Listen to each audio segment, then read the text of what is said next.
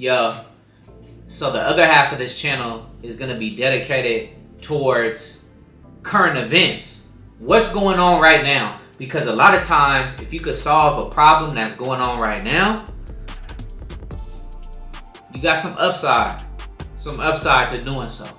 So as much as we're going to be on philosophy time, we're also going to be on current event time. So the past and pair with the present. Let's get it. New numbers are offering an important snapshot of the housing market today. So the good news, falling mortgage rates are helping to boost housing affordability to the best levels we have seen in some 2.5 years.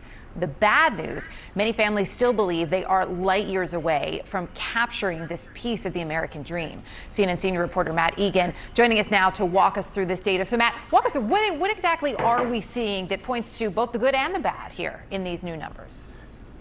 Yeah, well, Erica, look, the American dream of home ownership, it remains way too expensive. Make no mistake, this is still an affordability. He said the dream of home ownership is way too expensive. I live in an area where you could rent a property for like, let's say $3,000, right? 3 bedroom, 1 bathroom. $3,000. 2 bedroom, 1 bathroom. Let's say let's say 2,500. Apartment, that may go down a couple $100, right? So let's say 3,000, 3 bedroom, 2,500, 2 bedroom. Rent. If you wanted to purchase that spot and you put down, let's say $100,000, $100K to purchase that spot. Put down $100,000. Your payment, your mortgage payment, might be somewhere around $6,500. So double what the current rent is, and you put down $100K, and we haven't even factored in property taxes or insurance. That's solely principal and interest. It's crazy right now. Crisis. And yet, when you dig in, you look at some of the numbers, there are some glimmers of hope. So this new report out from Intercontinental Exchange finds that monthly payments on average have dropped to about $2,100. Now, when you look at it as a share of income, we're now looking at, on average, monthly payments that are about 30% of household income.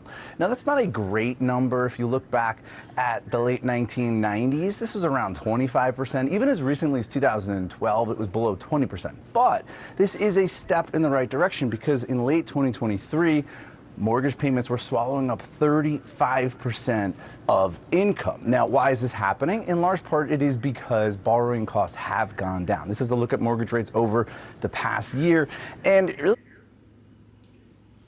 mortgage rates over the past year.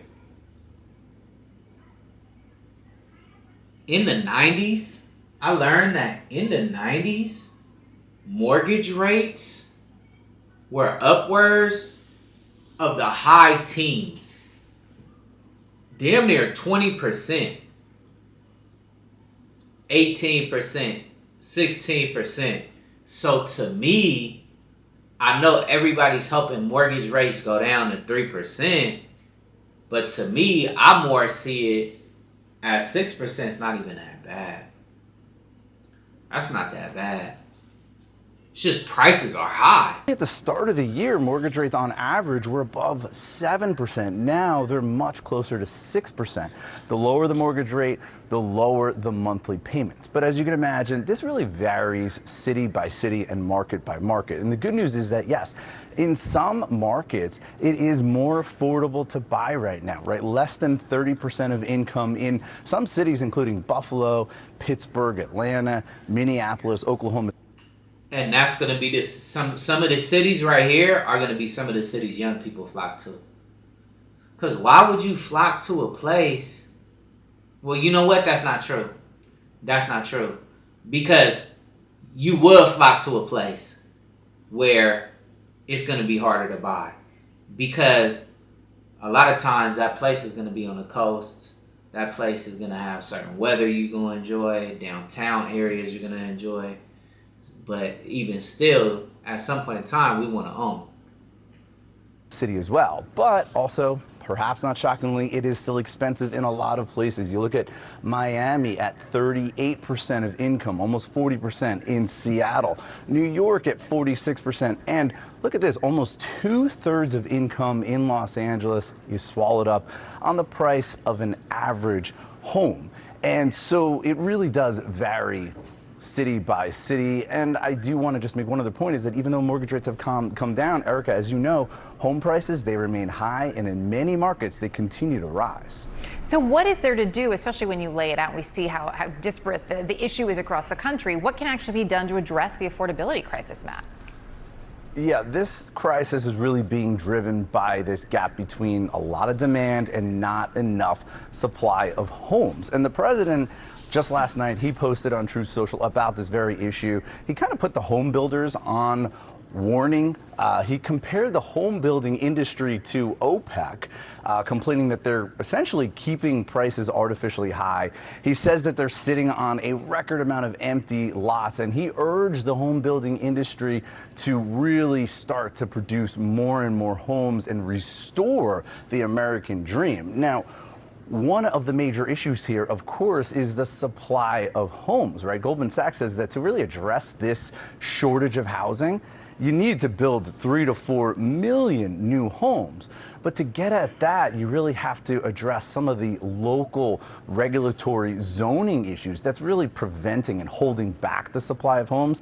And because that's handled on a local level, that would not be easy to handle. One last point here is this is obviously just a major worry for many consumers. If you look at how many Americans are very concerned about that. Only people that's not concerned about cost of housing are older folks. Older, because even if you're older, that still should be a concern. Even if you bought your house for $20,000 in 1988, and it's worth $2.2 million right now, which is how it goes, right? And you're paying the property taxes that you paid in 1988. So you just loving life. You're not concerned about anything, right? Except that you want to be around your grandkids. And your grandkids live in the city you live, but now it costs $2.2 million. And they got a kid and daycare, and they both working, and it's not sustainable. You know what I'm saying? So then now as an older person, you would now be concerned about housing. When you live in a city, but none of your kids live in that same city. All of them live a plane ride away because of housing. So I see this chart and I see 61% of people overall concerned about housing. And then they try to, slash it up a little bit, give it a little remix. Like, all right, what about Democrats? How many Democrats and Republicans? And it's like, all right, I get that, but let's look at the overall number too. Cost of housing, 61% overall, 71% of those who are Democrats or lean Democrat, and 52% of Republicans as well. So, Erica, this is a bipartisan concern, and it's going to require some bipartisan solutions. Yeah, absolutely. Matt, appreciate it. Thank you. Yeah. So it's important for us to be updated on those type of topics, to know, okay, if I wanted to take out a mortgage, it'll be around 6% right now, a little bit above.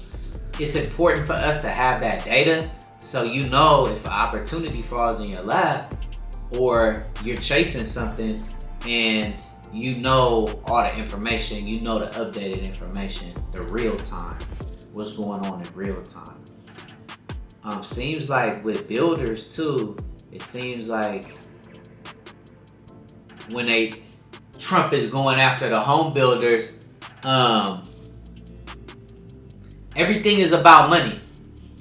When you're talking on that level, businesses, right?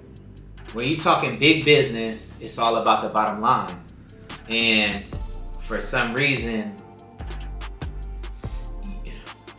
when